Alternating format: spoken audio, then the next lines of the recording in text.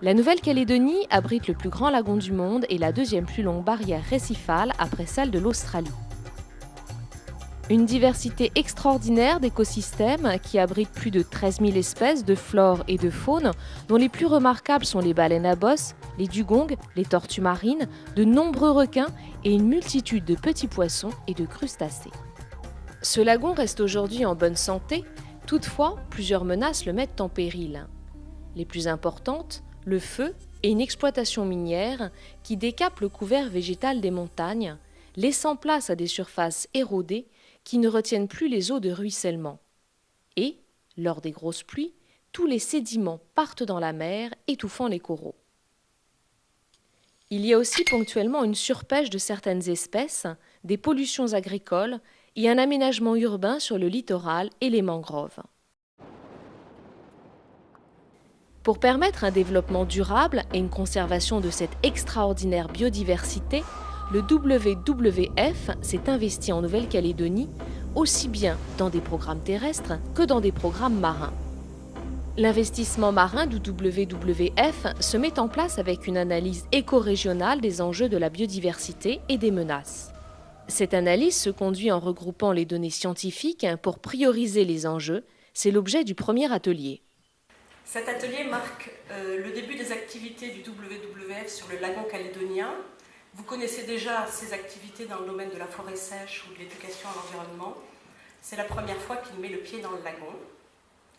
Il le fait dans le cadre de l'initiative pour les récifs coralliens du Pacifique, CRISP, et sous l'égide de l'IFRECOR. L'ensemble des scientifiques apportent, échangent leurs données. La synthèse des travaux conduit à une carte hiérarchisant les enjeux. Et il ne faut pas oublier que la Nouvelle-Calédonie doit beaucoup au CRISP et au WWF pour le premier atelier d'analyse écorégionale en 2005 et qui a permis d'identifier les sites prioritaires que l'on a proposés à l'inscription au patrimoine mondial. Je pense que le récif en Nouvelle-Calédonie, c'est très important dans le monde. Ça, c'est parce que ici, vous avez le grand prédateur et aussi le grand poisson dans l'écosystème. Et dans les autres pays, cette espèce sont disparues largement. Mais aussi ici, vous avez une grande diversité de corail et le petit poisson ici. Le premier atelier a permis de dresser un bon inventaire des connaissances, mais a fait apparaître des zones peu étudiées. La mission d'IAOT a rassemblé des scientifiques de plusieurs spécialités: coraux, poissons, mammifères marins, mangroves. Donc la mission est là pour faire un inventaire de la diversité en espèces de l'ensemble de la zone. J'estime qu'on dépassera les 350 espèces, ce qui est donc dans le top 10, pourrait-on dire, des grandes zones coralliennes. Avec l'évolution de la pression de population, puisqu'on va vers une augmentation du nombre d'habitants, et avec toutes les pressions humaines, mais il faut que ce lagon, on travaille tous ensemble à le conserver pour que dans le futur, il soit toujours aussi beau que ce qu'on peut voir actuellement. La demande que nous avons coutumiers au niveau du Sénat, au niveau du Canada général, des plans et des sous-plans, des chefferies, de toute la Calédonie et des îles, la notion de vivre, c'est vivre non seulement à terre, mais aussi dans la mer. C'est pour ça que nous parlons de dire la terre et la mer, c'est la continuité de la terre. Alors ça veut dire quoi? Ça veut dire dépendre de ce qui va nous faire vivre. Parce qu'on vit avec la nature. Et c'est ça le concept de dire qu'il faut protéger. De la même façon que ce lagon contient toutes les sources nécessaires à la pharmacopée de certaines de nos populations. Donc il faut aussi la protéger pour qu'on puisse soigner nos enfants et les enfants de nos enfants.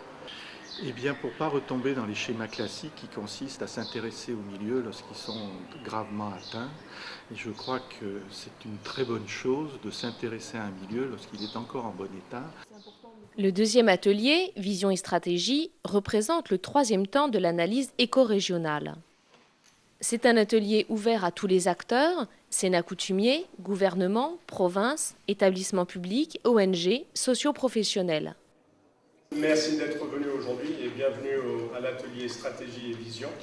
Lors d'un atelier en 2005, nous avons identifié 19 zones ayant une haute valeur en termes de biodiversité. L'objectif de l'atelier aujourd'hui est donc de revalider ces zones, puis de superposer les résultats de nos analyses des pressions et menaces qui pèsent sur ces zones, de récolter les avis des experts, puis de déterminer ensemble sur quelles zones prioritaires il faut agir en urgence.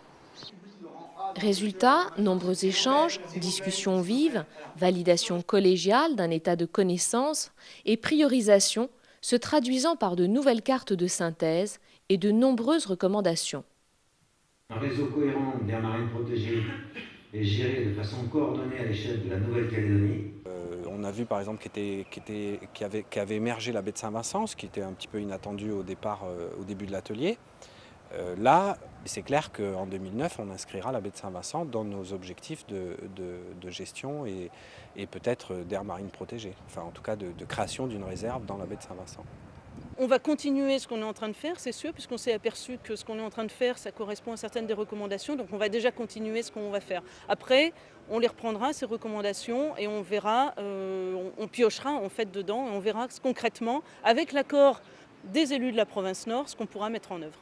Pour les élus politiques, c'est important d'avoir ce genre de recommandations, de suggestions qui ont fait l'objet d'unanimité, d'experts, de scientifiques, pour ensuite les intégrer et les mettre en œuvre pour aboutir au même objectif, c'est-à-dire cette protection des récifs coralliens. D'abord, je remercie le WWF d'avoir fait effectivement une invitation pour les sociétés minières. Être présent à une réunion de cette ampleur, c'était tout à fait nécessaire.